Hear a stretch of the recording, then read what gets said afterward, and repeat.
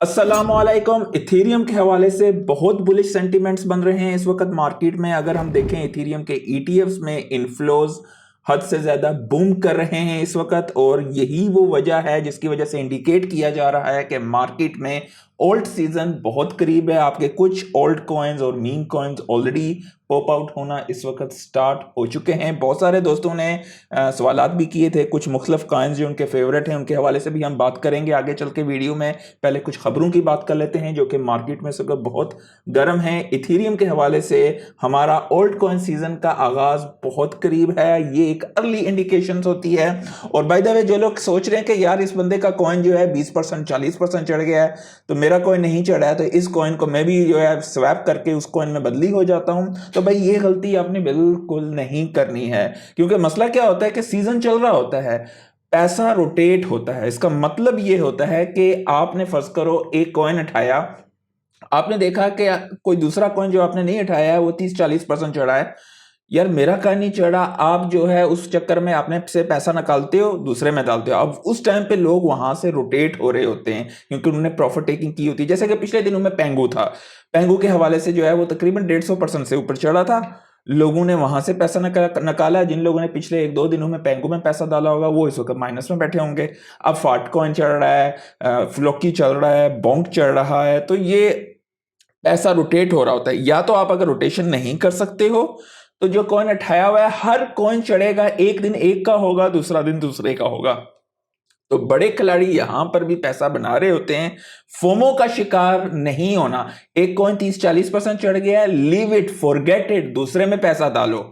ये चीज आपको ये चीज बहुत बड़ी गलती होती है कि आप जो है नेक्स्ट शाइनिंग ऑब्जेक्ट के पीछे चढ़ रहे होते हो और आप अपने पैसे बुलिश मार्केट में भी आपके पैसे जाया हो रहे होते हैं। तो इथेरियम के इन्फ्लोज जो हैं, मार्केट के सेंटिमेंट्स बदल रहे हैं। बिटकॉइन में पिछले 10 दिनों में $5 बिलियन का बिटकॉइन के ईटीएफ्स में इनफ्लो आया है और 140,000 बिटकॉइन अक्यूमुलेट हुए हैं, न्यू यूजर्स ने किए हैं इन जुलाई में। अभी जुलाई आधा ही महीना गुजरा है या 17 दिन हुए हैं, तो नया पैसा मार्केट में आ रहा है और ये बड़े इन्वेस्टर्स का। अच्छा, बहुत सारे लोग कहते हैं यार अभी भी एक्सचेंजेस पे तकरीबन 150,000 से 200,000 बिटकॉइन पड़ा हुआ है, तो जो मार्केट में जो शेक आउट हो सकता है, या आप कह सकते हो कि बिटकॉइन की सप्लाई कम होगी और वो जो हमारे लिए एक इफेक्ट होगा डिमांड और सप्लाई का, और प्राइस एकदम टू द मून होगी। तो इस बात को याद रखें कि एक्सचेंज पे मेजोरिटी जो बिटकॉइन पड़े हुए भी हैं वो भी लाजमी नहीं है कि एक्सचेंज के अपने हैं, लोगों ने खरीदे हुए हैं, और मेजोरिटी ऑफ लोग कोल्ड वॉलेट्स में या अपने हॉट वॉलेट्स में डालते ही नहीं है, जो कि एक बहुत गलत चीज़ है। नीचे आपके लिए एफिलिएट लिंक भी डले हुए हैं, लेजर वगैरह में यूज़ करता हूँ, मेरे चैनल पे वीडियोस भी बने हुए हैं। लेकिन अगर आपके पास एक बड़ी अमाउंट में इन्वेस्टमेंट है, उसी सूरत में आप हार्डवेयर वॉलेट को इस्तेमाल करें, क्योंकि उस पर पैसा खर्च करके आपको ख़रीदना पड़ता है और उसको सीखना भी पड़ता है। बाय द वे लेजर का जो है यूज़ करना बहुत आसान है। लेकिन अगर आपके पास एक छोटी अमाउंट है और तो आप मुख्तलिफ हॉट वॉलेट्स भी यूज़ कर सकते हैं। जस्ट मेक श्योर ये किया करें कि आपके मोबाइल में या आपके लैपटॉप में जहाँ पर भी आपने हॉट वॉलेट्स डाले हुए हैं सिक्योर हों, किसी के सामने ना हो, और उसका बैकअप वगैरह भी हो अच्छे तरीके से। काफ़ी सारी वीडियोस हैं मेरे चैनल पे, आप देखना चाहें तो देख सकते हैं। ये बेसिकली अब बुल सीज़न है, तो सीज़न में आपके जो है एक्सचेंज पे आना जाना, मुख्तलिफ एक्सचेंजेस पे भी अकाउंट होने ज़रूरी है। याद रखें कि किसी भी एक्सचेंज पे एक ख़ास हद से ज़्यादा अमाउंट जो कि आपको इस्तेमाल नहीं करनी है क्रिप्टो की, एक्सचेंज पे नहीं होनी चाहिए, चाहे कितनी ही अच्छी एक्सचेंज क्यों ना हो, ये बात याद रखिएगा। तो बिटकॉइन की एक्यूमुलेशन हो रही है एक्सचेंजेस पे। जो बिटकॉइन भी पड़ा हुआ है, मैंने आपको पहले भी बताया है कि ये एक्सचेंजेस का लाजमी नहीं है, और एक्सचेंज पे डिमांड और शॉक आपको आ सकता है। और यहाँ पर ये चार्ट है जिस पे अगर आप नज़र डालें तो आपको क्लियर यहाँ पे इंडिकेशन मिल जाएगी कि इस साइकिल की जो शहजादे ओल्ड कॉइन्स हैं या लेयर टूज हैं वो कौन से हो सकते हैं और क्यों होते हैं। देखिए, एक तो हो गया मीम कल्चर, उसमें कोई इंट्रिंसिक वैल्यू नहीं होती है, कभी कोई कुत्ता कभी कोई बिल्ली ऊपर जाएगी, वो भी बेसिकली कम्युनिटी ड्रिवन होते हैं। इस साइकिल में मैंने आपको बताया है पेंगू है, फाटकॉइन है, एसपीएक्स है, और बाय द वे हाल ही में मुझे एक नई खबर मालूम पड़ी है बोंक के हवाले से। बोंक ने जो है, क्योंकि उन्होंने बोंक फंड, उन्होंने भी जो है पंप डॉट फंड के मुकाबले में अपना जो है एक लॉन्च पैड स्टार्ट किया है और वहाँ से जो रेवेन्यू जनरेट होता है, मतलब उनके पास भी कैश फ्लो हो रहा है, उसे वो बॉन्क टोकन ले रहे हैं, जिससे डिमांड और सप्लाई की जो है किस्म की होती है कि वो दोबारा से उसको एक्यूमुलेट कर रहे हैं, तो उससे उसकी जो है प्राइस अप्रिशिएट हो रही है क्योंकि मार्केट में बॉन्क कम होगा। तो ये एक बॉन्क होल्डर्स के लिए भी एक बड़ी खुश आइंद चीज़ है और डेफिनेटली इससे बॉन्क की प्राइस ज़्यादा अप्रिशिएट हो सकती है। साथ ही एक बड़ी खबर ये भी है कि सोलाना का जो मोबाइल सागा का जिन लोगों ने ऑर्डर दिए हुए थे लास्ट ईयर के बेसिकली, तो वो इस साल अगले 1-2 महीनों में जो है लोगों को मिलेंगे। अब पिछली जो हमारी साइकिल था उसके टॉप पे एयर ड्रॉप्स हुए थे और जितनी कीमत का मोबाइल था उसे कई गुना ज़्यादा लोगों को एयर ड्रॉप मिले थे। अब इस साइकिल में हमें जो है कौन से टोकन्स के एयर ड्रॉप मिल सकते हैं जिन्होंने सागा के मोबाइल खरीदे हुए हैं, तो ये भी एक बुलिश इंडिकेटर हो सकता है। सोलाना पे मुख्तलिफ मीम कल्चर दोबारा से स्टार्ट हो सकता है, तो इस पे भी नज़र रखनी है आप लोगों ने। ये एक चार्ट है डेक्स वॉल्यूम के हवाले से। सोलाना पे डेक्स वॉल्यूम क्या होता है? एक होती है सेंट्रलाइज एक्सचेंज, एक होता है डिसेंट्रलाइज एक्सचेंज, जहां पर लोग ट्रेडिंग करते हैं, आपस में स्वैप करते हैं, लेंडिंग बोरोइंग करते हैं, पूल प्रोवाइडर्स बनते हैं, मुख्तलिफ किस्म के आप जो है वहां पे कारोबार कर सकते हो। तो जो लेन देन हुआ है सोलाना पे वो 1.21 ट्रिलियन का हुआ है। 1 ट्रिलियन 1000 बिलियन डॉलर का होता है। दूसरे नंबर पे है BNB, तीसरे पे है इथीरियम 400 बिलियन। तो नोवेयर नियर सोलाना। और उसके बाद आता है बेस। अब बेस का अपना टोकन नहीं है आपके भाई ने, इसलिए आपको क्या बताया है, एरोड्रोम। तो जब भी बेस का सीजन आएगा, कॉइन बेस की है बेस, और जब भी वो आएगा तो डेफिनेटली एरोड्रोम मेरे नज़दीक $4 से $5 पे बहुत आसानी से इस साइकिल पे जा सकती है। और उसके बाद आता है आर्बिट्रम। एक भाई ने सवाल भी पूछा था आर्बिट्रम के हवाले से, तो आर्बिट्रम भी एक बेहतरीन टोकन है। डेफिनेटली ये दोनों L2s हैं। मैं ज़ाती तौर पे L2s पे इन्वेस्टमेंट नहीं करता हूँ, मैंने आर्बिट्रम को नहीं रखा हुआ है, मैंने सिर्फ एरोड्रम को रखा हुआ है। उसके बाद सुई पे 59 बिलियन। सुई का बाय द वे जो है ट्रेडिंग वॉल्यूम भी बढ़ रहा है। और ट्रोन पे इसकी वजह ये है कि यहाँ पे स्टेबल कॉइन्स बहुत ज़्यादा है और ऑप्टिमिज्म है। और कार्डानो पे जो है, कार्डानो की कम्युनिटी भी आजकल जो है काफ़ी ज़्यादा एक्टिव हुई है और कार्डानो भी काफ़ी बुलिश सेंटीमेंट्स दे रहा है। तो bonk.fund जो है वो डबल हो गया है pump.fund से, इसकी टोकन क्रिएशन और वॉल्यूम। तो bonk जिन लोगों ने होल्ड किया हुआ है, bonk भी आपको एक अच्छे रिटर्न्स इस साइकिल में दे सकता है, क्योंकि इन्होंने भी अपनी टोकनॉमिक्स को चेंज कर रहे हैं किस्म की। बेसिकली वो बाई बैक कर रहे हैं उनके पास, क्योंकि कैश फ्लो काफ़ी सारा है। ऑस्ट्रेलियन बिटकॉइन होल्डर अब अपने क्रिप्टो की निस्बत, मतलब क्रिप्टो को रखकर कोलैटरल ले सकेंगे मॉर्गेज, यानी कि अगर आपके पास बिटकॉइन है, आपको अपने बिटकॉइन को बेचने की ज़रूरत नहीं है कुछ लेने के लिए। आप अपने बिटकॉइन के अगेंस्ट जो है उसे, जिस तरह आप बैंक के पास जाते हो, अपना घर रखते हो या कोई भी एसेट है अपनी इक्विटी रखते हो, उसके बदले में आप कोई लोन उठाते हो जो कुछ भी, और बाद में देना हो तो दे सकते हो। तो क्योंकि अब बिटकॉइन भी एक बड़ा एसेट कहलाता है, डेफिनेटली $100,000 से ऊपर है तो एक बड़ा ही एसेट होगा। ये एक बड़ी ज़बरदस्त तारीख की बिटकॉइन के हवाले से है कि एक कोई बिटकॉइन की बड़ी वेल थी, बेरिश वेल थी। 2014 6 अक्टूबर को उसने एक ही वक्त पे 30,000 बिटकॉइन सडनली सेल किए थे। अगर उसने ना किए होते तो आज उनकी वर्थ थी $3.63 बिलियन। ठीक है, तो ये कुछ तारीख की चीज़ें, ज़ाहिरी बात है। तो अब हम दोस्तों के सवाल भी ले लेते हैं। उससे पहले जो है आपको ये मैं दिखाना चाहता हूँ, ये ओल्ड कॉइन सीजन के हवाले से है। ओल्ड कॉइन की मार्केट कैप पिछले साइकिल के टॉप पे 1.71 ट्रिलियन थी, जो हमारा यहाँ पर अक्टूबर नवंबर दिसंबर में आया था, वहाँ पे 1.65 तक गई थी। अभी तक हम पिछले के टॉप पर नहीं आए। तो जो लोग कह रहे हैं कि ओल्ड कॉइन का सीजन खत्म है, नहीं भाई, बिटकॉइन का 123 का टॉप हो गया था, इसके बाद ओल्ड कॉइन खत्म, बस बेचो और निकलो यहाँ से, तो मार्केट में बिला वजह का पैनिक क्रिएट किया जा रहा है। अभी तो मनी प्रिंटिंग स्टार्ट हुई है, अभी तो कुछ अरसे के बाद रेट कट होने हैं और ये मुख्तलिफ बिल वगैरह पास होने हैं। तो ये चीज़ें आपको सितंबर, अक्टूबर, नवंबर आपको बहुत बुलिश मिलेंगे और हमें अभी से स्टार्ट हो जाएगा। और जो सितंबर अक्टूबर होगा वो एक किस्म का ब्लो ऑफ टॉप होगा, उस वक्त सारी चीज़ें क्रेजी होंगी। तो अगले 4 से 6 महीने हमारे लिए बहुत अहम है यहाँ पर। अच्छा, यहाँ पर मुझे आपको ये दिखाना बहुत ज़्यादा ज़रूरी है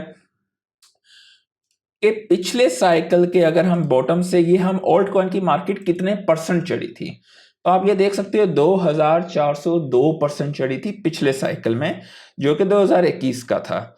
तो 2402% अभी तक हम कुछ भी नहीं है। अगर हम देखें उससे पिछले साइकिल में, देखने में ये छोटा लग रहा है, लेकिन ये अगर परसेंटेज टर्म में हम देखेंगे तो आपको अंदाजा होगा कि ये उससे पिछले साइकिल का कितना चढ़ा था। ये तकरीबन जो है 6,809% चढ़ा था। तो 6 से जो है 6,000 से ये कम होके 2,000% पे चढ़ा था। तो हम यहाँ पे कम से कम 500 से 600% तो चढ़ेंगे। तो ये एक नॉर्मल रेंज बनती है। अगर हम यहाँ से बोलते हैं कि भाई हमें 500 से 600, इसको मैं यहाँ से छोटा करके आपको दिखा भी देता हूँ, अंदाजा हो जाएगा आपको।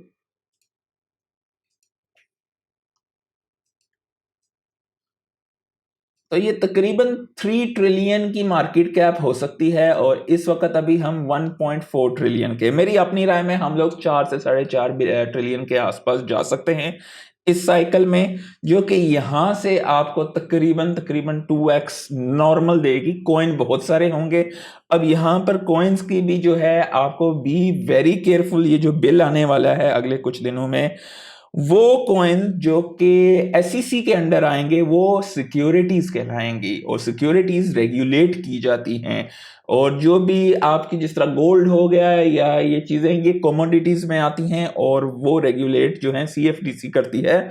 और वो बेसिकली एक किस्म का जो है उसके ऊपर जो है, जिस तरह आपकी इक्विटी वगैरह होती है, उन्हें हम एसईसी के अंडर कहते हैं।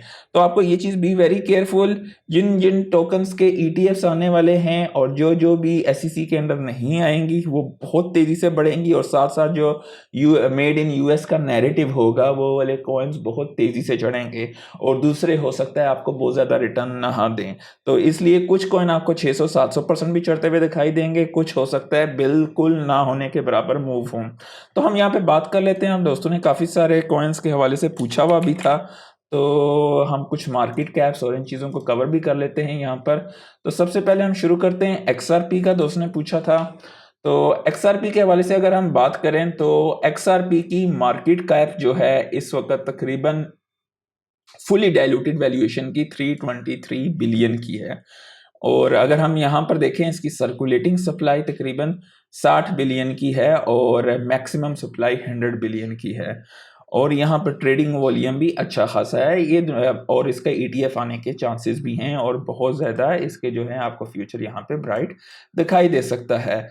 तो यहाँ पर आपको जो है बहुत आसानी से आप जो है इस पे ये कह सकते हैं कि भाई साहब के ये जो है आपको यहाँ से 2x देने की सलाहियत रखता है एक्सआरपी।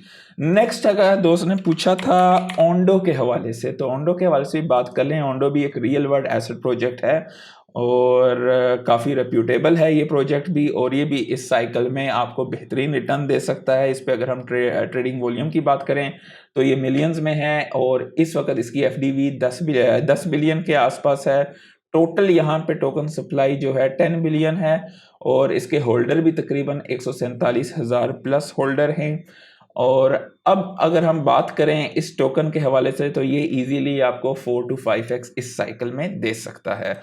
आर्बिट्रम के हवाले से भी हम बात कर लेते हैं। आर्बिट्रम जो है उस चेन पे भी काफ़ी ज़्यादा एक्टिविटी होती है। इस वक्त लोग काफ़ी ज़्यादा जो है बेरिश हुए हैं, यार ये कॉइन ऊपर ही नहीं जा रहा है। इसकी टोटल सर्कुलेटिंग सप्लाई 5.15 बिलियन है, मैक्स सप्लाई नहीं दी हुई है। टोटल सप्लाई 10 बिलियन होगी, यानी कि 50% उसका आया हुआ है। इसका एफडीवी जो है फुली डाइल्यूटेड वैल्यूएशन तकरीबन 4.4 बिलियन के आसपास है, और जितनी भी मार्केट में सप्लाई है उसकी 2.25 बिलियन की है। तो ये भी यहाँ से जो है आपको कुछ भी नहीं तो ये तकरीबन $2.5-3 के आसपास, यानी कि यहाँ से आपको मिनिमम 5x दे सकता है। ठीक है। यहाँ पर कुछ कॉइन ऐसे भी होंगे जो कि आर्बिट्रम में नहीं होल्ड करता हूँ, जैसे कि मैंने पहले शेयर किया है। ओंडो भी मैं होल्ड नहीं करता हूँ, एक्सआरपी भी मैं होल्ड नहीं करता हूँ। मैंने सोलाना पे, सुई पे और कुछ और कॉइन्स हैं जिन पे मैंने काफ़ी ज़्यादा इस साइकिल में रखा हुआ है। कुछ कॉइन्स आपकी जगह अगर मैं हूँगा तो वो मैं बिल्कुल नहीं रखूँगा, जैसे कि आईसीपी हो गया। आईसीपी का भी दोस्तों ने पूछा हुआ था। एक पुराना कॉइन है, नैरेटिव जो है ठीक है, एआई का नैरेटिव और मुख्तलिफ चीज़ें हैं, उस सेक्टर में आता है। तो अगर हम इसकी देखें ट्रेडिंग वॉल्यूम, तो ये एक अच्छा खासा है, तकरीबन 129 मिलियन का है, और मार्केट कैप इसकी जो है तकरीबन 3 बिलियन के आसपास है।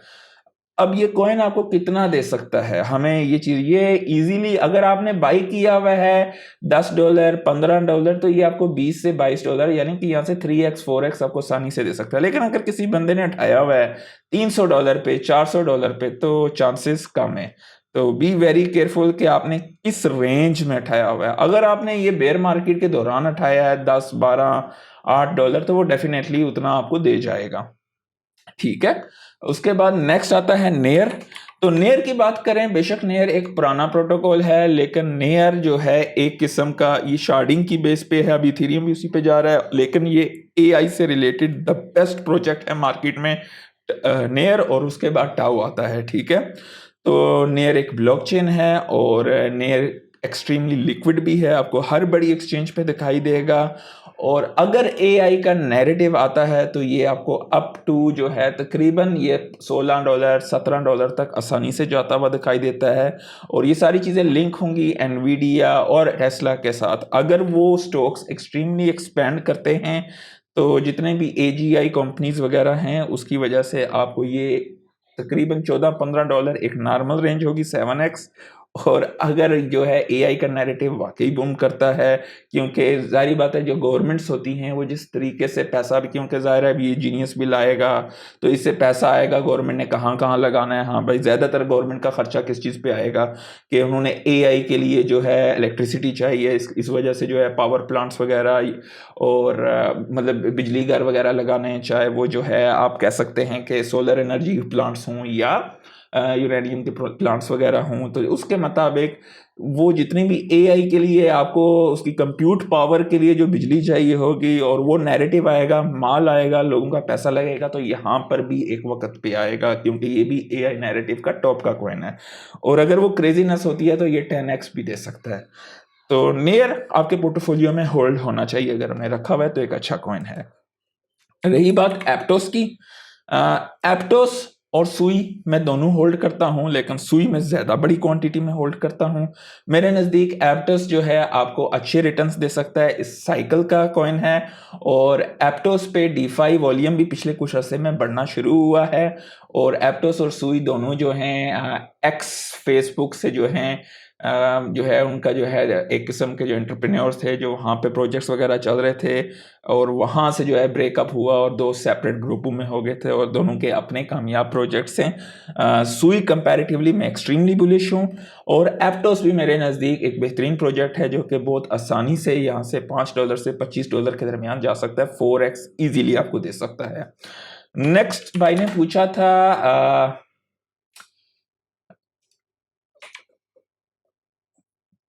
बैंकी के हवाले से। तो बैंकी जो है बेसिकली एक लिक्विड स्टेकिंग प्रोटोकॉल है, और अगर हम इसके हवाले से देखें तो इसका मार्केट कैप काफ़ी ज़्यादा गिरा हुआ है। अब मुझे नहीं है मालूम कि आपने ये किस रेंज में उठाया था, मेरे नज़दीक इसमें ज़्यादा जान नहीं है। ये बहुत ज़्यादा हुआ, बहुत ज़्यादा हुआ तो ये आपको जो है 0.05 या 0.01 पे जा सकता है। मेरे नज़दीक इस पे ज़्यादा आपको रिटर्न्स नहीं मिल सकते हैं अगर आपने इस ऊपर की रेंज पे उठाया हुआ है। अगर आपने बेयर मार्केट में उठाया हुआ है तो ठीक है, 4-5x आपको इजीली दे जाएगा, लेकिन आपके पास बेहतर ऑप्शंस भी हो सकते हैं। अगर मैं आपकी जगह हूँगा तो मैं उनमें पैसा डालूंगा, चाहे वो मीम्स हो गए या वो टॉप के लेयर वंस। डेफिनेटली टॉप के लेयर वंस उतने अच्छे रिटर्न्स नहीं देंगे जितने रिस्की मीम्स वगैरह देंगे। मीम्स के हवाले से भी मैंने वीडियो बनाई हुई है बैंकी, क्योंकि पिछले साइकिल के इसकी निस्बत अगर हम इथेरियम के आइगन लेयर पे और इधर पैसा डालेंगे तो वो आपको ज़्यादा अच्छे रिटर्न्स दे सकता है। डेफिनेटली फ़ायदा होगा तो आपका अपना होगा, नुकसान होगा तो आपका अपना होगा। ये कुछ चीज़ें हैं जो कि मैं अपने लिए करूँगा। ऑल्ट कॉइन सीजन के हवाले से अगर हम बात करें तो ये आपको गूगल सर्च वॉल्यूम वगैरह दिखाई देगा, यहाँ पर सीज़न स्टार्ट हुआ है। ये एक अर्ली इंडिकेशंस हैं, अभी तक फोमो नहीं हुआ है। फोमो वो लास्ट फेज होगा जब आप जिस चीज़ में भी पैसा डालोगे वो चीज़ बढ़ेगी। सिर्फ आप वहाँ पे पैसा कब गवाओगे, एक चीज़ 30-40% चढ़ी है, आपने उसमें पैसा डाला और आपने जिस कॉइन को छोड़ के उसमें पैसा डाला है, पीछे से आपका कॉइन चढ़ना शुरू हुआ और वो उससे लोगों ने प्रॉफिट टेकिंग करनी शुरू की। या तो आप कॉइन पहले से होल्ड करो और मज़े से बैठ जाओ, लोग ये गेम खेलते रहेंगे। एक ख़ास रेंज पे जब आपकी रेंज पूरी होगी पैसा निकालो और घर चले जाओ। सबसे बेहतरीन चीज़ वही होती है एनवीडिया के हवाले से अगर देखें तो एनवीडिया जो है इस वक्त अकाउंट करती है 4.73% of all country world index. ये अगर हम देखें ग्लोबल इक्विटी मार्केट्स का तकरीबन 4.73% ये होल्ड कर रही है इस वक्त। तो एनवीडिया मतलब इसकी अगर प्राइस 2-3% ऊपर नीचे भी होती है तो पूरी मार्केट पे असर पड़ता है। तो जितने भी एआई के स्टॉक्स या एआई के टोकन्स हैं वो सारे एनवीडिया की बेस पे, खास करके टेस्ला का डोजो सिस्टम बन रहा है, XAI डेवलप हो रहा है लेकिन वो प्राइवेटाइज है, इसलिए उसका इतना इफेक्ट आपको नहीं दिखाई देगा जितना कि आपको एनवीडिया का दिखाई देगा। तो इसलिए एनवीडिया के स्टॉक पे लाजमी नज़र रखा कीजिए। और ख़ास करके जितने भी मैग्निफिसेंट 7 स्टॉक्स हैं जिसमें टॉप के 7 स्टॉक्स आते हैं S&P 500 के, तो आपको उस पर भी नज़र रखनी चाहिए। According to Bangkok post, Thailand की SEC और सेंट्रल बैंक जो है वो भी एक नेशनल क्रिप्टो सैंडबॉक्स वगैरह जो है लॉन्च कर रहे हैं, जिससे फॉरेन टूरिस्ट वगैरह डिजिटल का एसेट्स वगैरह को कर सकेंगे spend Thai baht for spending वगैरह। तो मुख्तलिफ मुल्क जो है फोमो का शिकार हो रहे हैं। फ्रेंच लॉ मेकर जो है उन्होंने भी सबमिट किया एक बिल 11 जुलाई को, प्रपोज कर रहे हैं 5 ईयर की बिटकॉइन माइनिंग। ज़ाहिरी बात है, ये देखिए आप ये अल्फाज न्यूक्लियर एनर्जी को इस्तेमाल करना चाह रहे हैं जो कि मैंने आपको थोड़ी देर पहले शेयर किया है। ये गवर्नमेंट की पॉलिसीज़ होती हैं। अभी जीनियस बिल आएगा तो इसमें ज़ाहिरी बात है कहाँ कहाँ माल लगाना है, ठीक है, बीच में माल खाने वाले भी बहुत सारे होते हैं दुनिया में। कोई भी हुकूमत का कोई भी आता है बिल वगैरह तो उसमें बीच में चीज़ें होती हैं इस तरह की। तो उसमें फिर अभी एआई के लिए आपको जो है कंप्यूट पावर चाहिए होती है, और कंप्यूट पावर के लिए आपको चाहिए एनर्जी, और एनर्जी के ज़राए जो हैं आपको मिलेंगे सोलर पैनल से और न्यूक्लियर एनर्जी, जो कि बेहतरीन ज़राए हैं। और इसमें भी आपके पास बेहतरीन अपॉर्चुनिटीज़ होती है इक्विटीज़ में। अब ये नहीं है कि आप किसी भी किस्म के स्टॉक में डालोगे जो कि न्यूक्लियर से रिलेटेड है या कोई भी आप जो है सोलर पैनल की कंपनी में, तो वो आपको फ़ायदा देगा। लेकिन कुछ जो इस काबिल होंगे, उस जगह पे उस टाइम पे वेल पोजीशनड होंगे, तो ज़ाहिर बात है गवर्नमेंट की भी इस तरह की होती है, हाँ भाई हम आपको इतनी रियायत देंगे, इतने टैक्सेशन की माफ़ी देंगे। तो जो उस वक्त वेल पोजीशनड कंपनी होती है गवर्नमेंट के कॉन्ट्रैक्ट्स को हासिल करने की, वो आपको एक बेहतरीन रिटर्न दे सकती है, but it requires a lot of research work. पर यस, यहाँ पर भी बहुत बड़ा पैसा बन सकता है, ठीक है। बैंक ऑफ अमेरिका एक्सपेक्ट कर रहा है कि वो भी अपनी स्टेबल कॉइन को लॉन्च करेंगे। अब तकरीबन आने वाले दौर में आपको हर किस्म का बैंक, हर बड़ा अदारा अपने स्टेबल कॉइन लॉन्च करता हुआ दिखाई देगा जैसे ही यूएस में वो बिल पास होंगे। और जैसे ही वो बिल पास होंगे तो आपको क्रिप्टो में फोमो भी दिखाई देना शुरू हो जाएगा। तो bill introduce in Congress requiring lenders to consider crypto holding when applying for a mortgage. तो अब क्रिप्टो होल्डिंग्स एक एसेट्स हैं जिसकी बेस पे मॉर्गेज के हवाले से बातचीत की जा रही है। और मुख्तलिफ किस्म की खबरें मार्केट में चल रही हैं यूएस के हवाले से, कि कुछ खबरें आई थी कि भाई यूएस के अभी जो है कॉइन सिर्फ 29,000 पड़े हुए हैं। कुछ कह रहे हैं नहीं वो आपको ऑनलाइन वॉलेट में दिखाई दे रहे हैं। मैंने ज़ाती तौर पे चेक नहीं किया है लेकिन आजकल कुछ लगा हुआ है शोर शराबा। अगर ये बात होती है तो डेफिनेटली यूएस के लिए ये चीज़ अच्छी नहीं होगी कि 80% से ऊपर जो हैं सोल्ड ऑफ हो चुके हों बिटकॉइन रिजर्व जो कि यूएस के पास थे, लिविंग 29,000 कॉइन ओनली। तो लेट्स सी कि इनके पास तकरीबन 300,000 के करीब करीब थे, 298,000 का समथिंग। तो ये अगले अगले कुछ दिनों में जो है ये चीज़ कुक होगी और हमें इसके बारे में मजीद खबरें पता चलेंगी, देन डेफिनेटली विल शेयर, क्योंकि इस चीज़ का भी मार्केट पे बहुत इफेक्ट होगा। क्योंकि फर्स्ट करो इनके पास कॉइन बहुत कम रहते हैं और ये सच्ची खबर होती है, तो ज़ाहिर बात है they will be push two by more BTC. और अगर वो ये चीज़ करेंगे तो बीटीसी की प्राइस रोक होगी, तो उसमें आपको बीटीसी की दोबारा से डोमिनेंस बढ़ते हुए भी दिखाई दे सकती है अगर ये चीज़ होती है। ये सारी चीज़ें अगर पे डिपेंडेंट हैं। तो लेट्स सी अगले कुछ अरसे में ये स्टोरी भी जो है राउंड ऑफ होगी। कॉइनबेक्स के वॉलेट का ये डिज़ाइन सा चेंज हुआ है, लोगो वगैरह जो लोग इस्तेमाल करते हैं तो उनको अंदाज़ा होगा इसका। शार्प लिंक गेमिंग इसका टिकर सिंबल है एसबेट। तो इसका ट्रेडिंग वॉल्यूम भी बहुत तेज़ी से ग्रो हुआ है। आज के दिन जो है तकरीबन जो है 77.9 मिलियन शेयर मूव हुए हैं। ज़ाहिर बात है जोन सी भी स्टॉक्स जो हैं वो क्रिप्टो से रिलेटेड हैं, उनकी प्राइस इसी तरह आज के दिन अप्रिशिएट हो रही है। बाकी मार्केट में अगर हम देखें तो मीम कॉइन्स, फ्लोकी हो गया, फाट कॉइन हो गया। देखिए आज पेंगू से पैसा निकला है, मैंने आपको बताया था पंप डॉट फंड के टोकन से पैसा निकला है। तो पैसा रोटेट होना स्टार्ट हुआ है और अभी तक ये वो प्रॉपर ओल्ड सीजन नहीं है। It's just the early indication जहां पे आपको सब्र करना चाहिए वीकली कैंडल के क्लोज होने का। अगर मैं बात मैंने आपको बताना भूल गया हूं पहले, ये बहुत तेजी से हमें ठीक है दिखाई तो दी है बट जस्ट वेट ताकि कंफर्मेशन मिल जाए हमें, ये हफ्ते की कैंडल क्लोज हो, अगली कैंडल नीचे की तरफ आए और यहाँ से तेजी से हम नीचे गिरते हुए जाएं। तो जब यहाँ से तेजी से नीचे गिरते हैं तो बहुत सारे लोग कहेंगे यार ओल्ड सीजन हमारे हाथ से निकल गया। नहीं भाई, ऐसी बात नहीं है।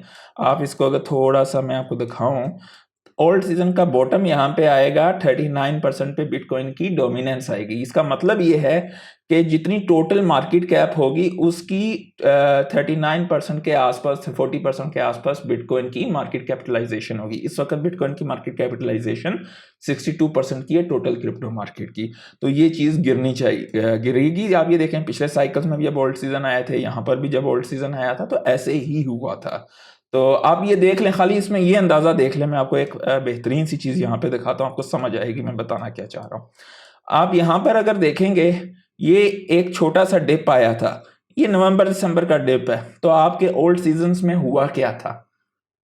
It was on fire. तो आप इमेजिन करें जब ये यहां से यहां पर जाएगा तो कैसा ओल्ड सीजन आएगा। जो हमारा पिछला पंप आया था उससे मिनिमम 3 to 4x तगड़ा होगा ये, ठीक है।